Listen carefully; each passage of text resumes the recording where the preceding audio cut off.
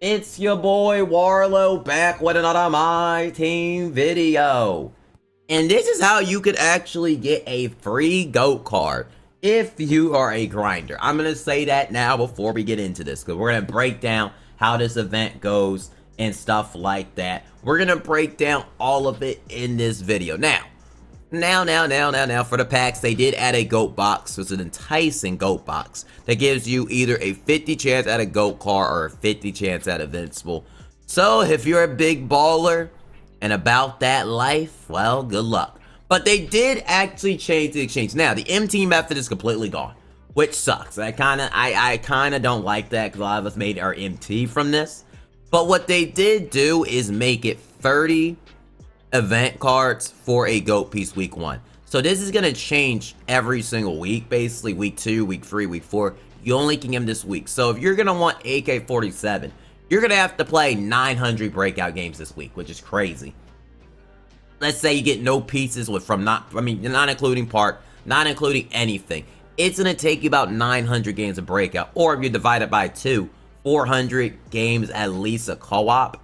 Now, Michael Beasley is going to be 700 games. I heard he's 700, and 700 divided by grinding each one is, I don't know how many hours that. I don't even know how many hours that is. I just did the math and said it out loud. But that's about 700 games, and Brandon Roy's about 500 games. So the best method to even get this done is probably co-op or breakout, because a card like Showdown is going to take way too long in the games, and salary cap probably would take too long. So I think those are going to be your best two ways to even want to get this done in the week. And I mean this if you're a grinder, because 2K has basically removed the MT method completely, removed it, and got rid of it. You can get a 100 overall plus pack, a premium pack, which I low-key think this is kind of cool, for only 60 wins. So if you don't care about going for a GOAT card, I mean, that's pretty realistic. I mean, 60 wins, you can pretty much get that through playing the game. Now, the only thing that does do is make a GOAT piece less valuable. You know what I mean? Since you can get one,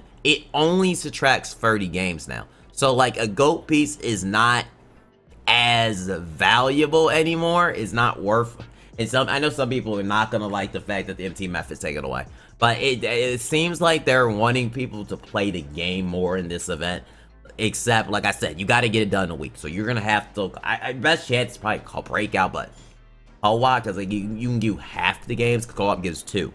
So co-op would probably be, if you're really good online, that would probably be your go-to move.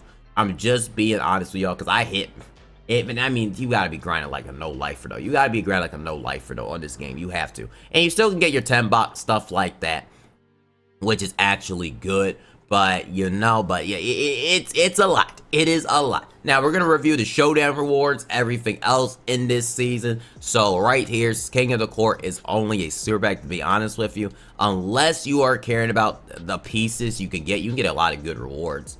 I will say that. Even the 5 GOAT piece isn't as valuable as it once was, which is crazy to say. But it still is. It's what I'm talking about. 5 GOAT piece, like 150 games. That's good. What I'm talking about. But the Invincible Object Pack, that's a great reward.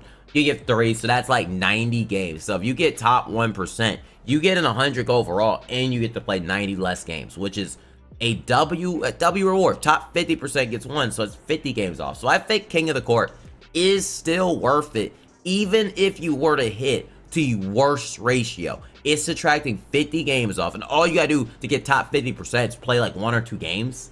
So to me, even hitting top 2% is worth it. Like, that King of the Court is probably the most worth it mode probably to play, right? Because I'm just thinking, like, 30 games of breakout. How many games can you run in breakout in an hour? Let's say you get 3. Actually, I'm trying to do the math right here. Would it be worth it? You get to 10 dark, I say yeah. But the only issue is I could do the math at 30. If you run through 10, if you get 3 minutes an hour divided by 3, you can get 20 games done. So technically, this is 4, but you don't gotta play every game though. To get top 10% or top 50, you don't gotta play like a lot of games. So to me, I would say that's worth it. That's easily that really is worth it if you're playing the game. Really worth it. Now the breakout thing, the bot's pretty easy. These agendas are never that hard. Pretty easy agendas for the free box. For a free 10 box, pretty Oh, I just noticed something. There's no exchange this time for season 7. I just noticed that. Is there? Unless I missed it. Yeah, no, I just noticed that. There's no season 8 exchange. They got rid of that. Interesting. But, okay, so Park, you get an Invincible option pack 5, 10k, a 99 option pack, so you basically get the free 99s. 100 overall plus pack, so you could probably get a chance between Noah, 5 legend badges, 50k, 100 overall plus pack, and 100 overall per 400 games for a premium pack. And you get an Invincible pack, so that's not bad for the reward. Showdown, there's no plus, I mean, okay, so the only Showdown is a plus pack.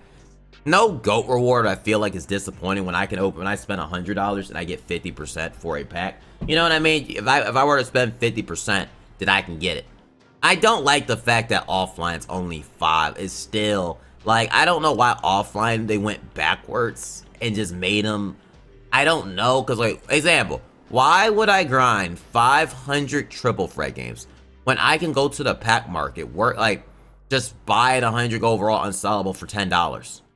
Like, makes no sense, right? Like, only reason I say for this is the only reason it's worth it is if you're trying to go for the GOAT card in the agenda, you're like no life and grinding it. That's the only way I can see these rewards being worth it, because honestly, you do get an 100 overall at 450, which isn't bad in clutch time, but it's nothing that crazy. It's nothing that, like, you get less if you play TTO, which I don't know why they made it less. I know it's less than time, but for 2K to make the rewards worse if you're playing, it kind of sucks. Like, it kind of really sucks, really, because that's not worth it either. But based off the rewards, they ain't worth it. But yeah, that is basically, I think, all the rewards we went through. Like Trophy at Park, I don't think they changed the elite rewards. I could be wrong about that. I almost forgot Domination. Okay, so this is okay. Yeah, you only get free. Okay, you don't get jack. Okay, I thought it was wrong. They didn't liar code today. Liar code ain't give us no codes. It's greedy dev company.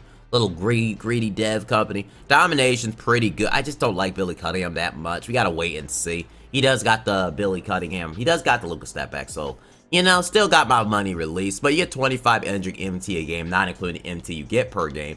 Legend badge. You also get an 100 overall. So Domination, I don't know how many pieces you get a game per Domination. I'm not even sure.